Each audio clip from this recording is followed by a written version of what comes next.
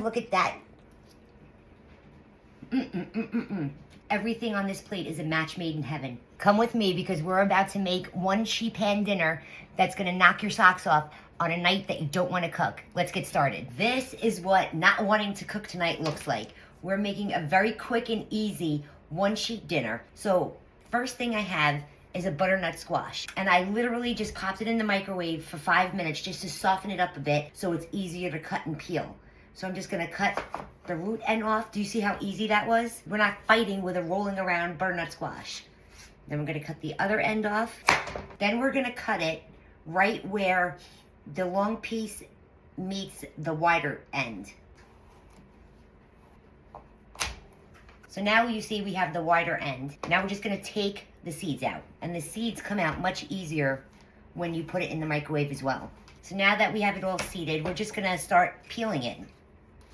See how much easier it is to peel too when the skin is just a little bit warm? Okay, so I have the butternut squash all peeled and seeded. Now you could buy butternut squash already cut and peeled in the grocery store, but it is significantly cheaper to buy a whole butternut squash and do it yourself. It takes 2 minutes, especially when you have this trick of popping it in the microwave. You see how easy it is to cut?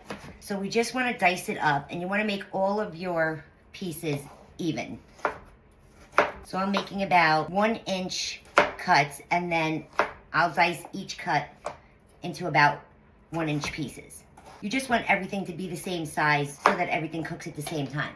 And then we're just gonna take our bowl and we're gonna cut and dump. I mean, this can't be simpler. I think that's a lot of the reason why people don't like cutting or buying butternut squash whole, because they find it so hard to cut. So I'm gonna take each round, same way I did with the wedges, cut and dump. My dog's here waiting, begging for something to fall on the floor. Happening, summer dog, sorry. Now all of our butternut squash is in the bowl. So now I have a sweet potato, and literally we're just gonna do the same exact thing. We're gonna cut it into about 1-inch rounds. We're gonna cut the rounds into sticks, and then the sticks into dices. Okay, now our sweet potatoes in the bowl. So our protein for this sheet pan dish is going to be pork chops. And if you're from the 70s and 80s, what goes better with pork chops? Applesauce. But we're not using applesauce. We're using apples. And apples, sweet potatoes, and butternut squash are like partners in crime. So I'm just taking a whole apple, and I'm just cutting the cheeks of the apple off. Skin and all.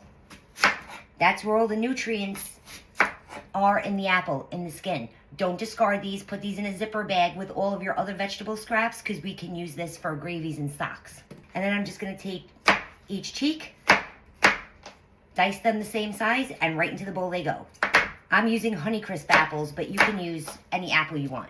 Okay, that's it for the cutting and chopping. So now we're gonna roll up our sleeves, take your hair tie off.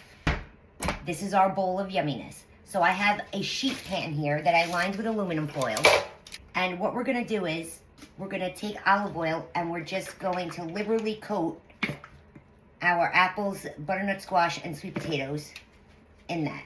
So now that we have our extra virgin olive oil, we're just gonna take some salt, over the shoulder for luck, black pepper, some cinnamon, and some nutmeg. I had that in reverse, by the way. This is cinnamon, that's nutmeg, okay? And then just make 2 heaping tablespoons of brown sugar. And we're gonna use the tools that God gave us, our hands, and we're gonna toss this all together. We're just gonna take them and put them on the sheet pan. And we're just gonna make a nice even layer. Okay, so now we're just gonna set that aside for a second. Okay, so I told you that the protein for this is gonna be pork chops. So what I have here is some paper towel, and I'm just gonna lay that down. And I have my pork chops soaking in brine all day, which is just a very simple solution of water, sugar, onion powder, garlic powder, salt, pepper, and salt. And it's just gonna make these pork chops extra juicy. So I just wanna lay them down on the paper towel because I wanna dry them. Now, after you touch the raw meat, go wash your hands. Okay, now that we washed our hands, just take some more paper towel, put it on top, and blot them dry. Now that our pork chops are all dry, we're gonna use the same bowl. We don't wanna wash any more dishes. This is all about we don't wanna cook tonight, and we definitely don't wanna do more dishes. And we're just gonna put the pork chops in the bowl, and we're gonna season them up. You guessed it, go wash your hands again. So now we have our pork chops in our bowl. We're gonna take extra virgin olive oil, coat the pork chops in the olive oil. And at this point, I just like to toss the pork chops around just to make sure they're all coated in the olive oil and that they're in the bowl in a single layer.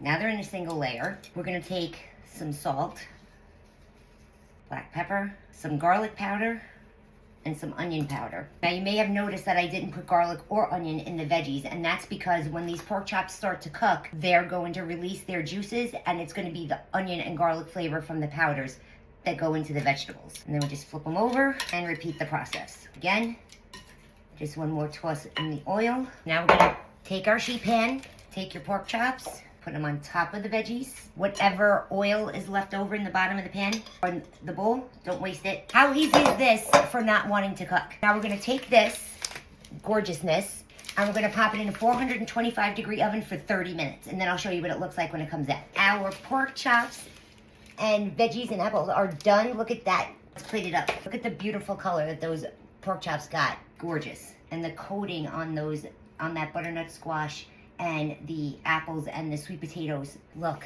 they're candied. And this is just the rice that I'm going to show you in another video. Isn't that a gorgeous dish? Even if you don't want to cook, this is what you get. Quick, simple, little effort, and it's going to be delicious. Now let's taste it. And try to get everything in one bite. Oh my God, can you see how juicy and delicious that pork chop is? Because we brined it. So we have some of the pork chop, and the veggies, a little bit of rice. Everything on this plate is a match made in heaven. Guys, if you want the recipe to my one sheet, don't want to cook dinner of pork chops, butternut squash, sweet potatoes, and apples, let me know. Just write recipe in the comment box below, and I'll be sure to send it to your DM. Thanks so much for watching.